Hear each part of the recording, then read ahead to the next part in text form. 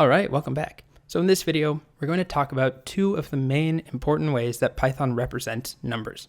And you might be thinking, isn't just a number a number? What's the difference? And in the real world, a number is a number. 1 is a number, negative 20 is a number, 57.775 is a number. And in Python, while those things are all numbers, they are stored or represented differently. And it all comes down to saving space in memory.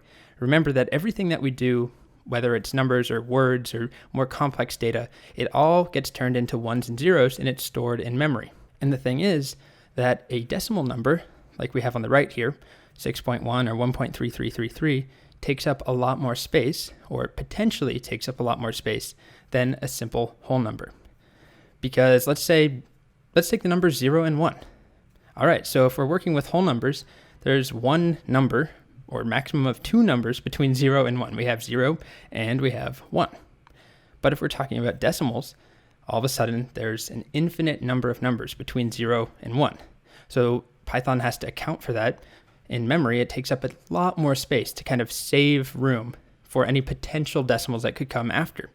And Python won't store, an infinite number of decimal points. It does eventually start to lose accuracy, but it's generally not a problem unless you need extreme precision.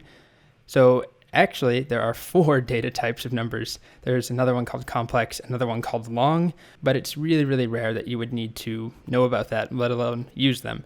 The two important ones are integer and floating point. Okay, so it all comes down to space. Now, integers are whole numbers, positive or negative. 4, 57, negative 10, negative 3,000, 9 million, whatever it is. Floating points, on the other hand, also positive or negative, but they have decimals after them.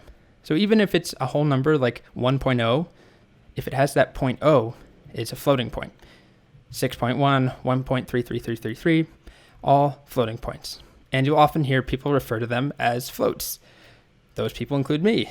So when I say float, I'm just referring to numbers that are floating points that have decimals versus an integer is a whole number. So integers take up less space, floating points take up more space. Okay, so I'm going to hop over to my terminal.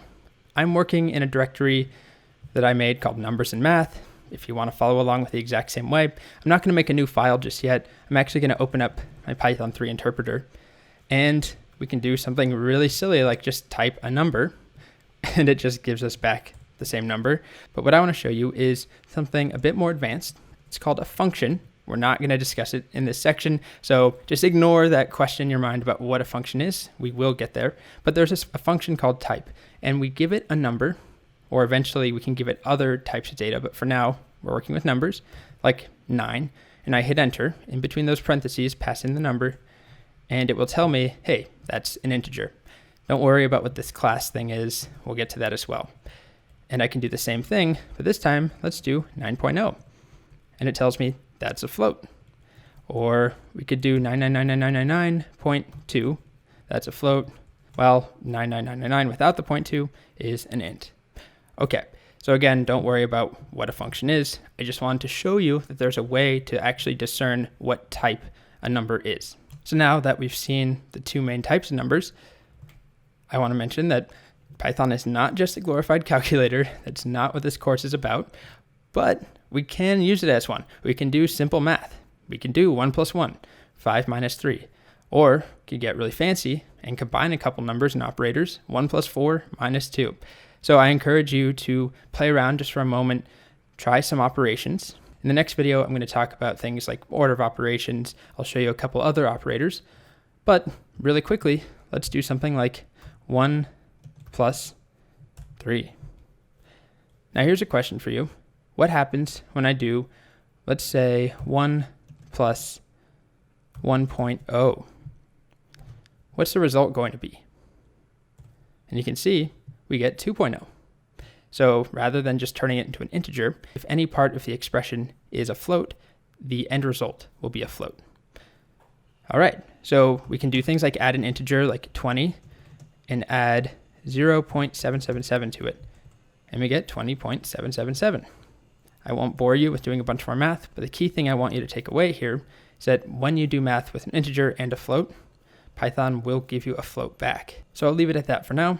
Remember, two types, integers, whole numbers, floats have decimal points, And that's it. Next up, let's do some simple math.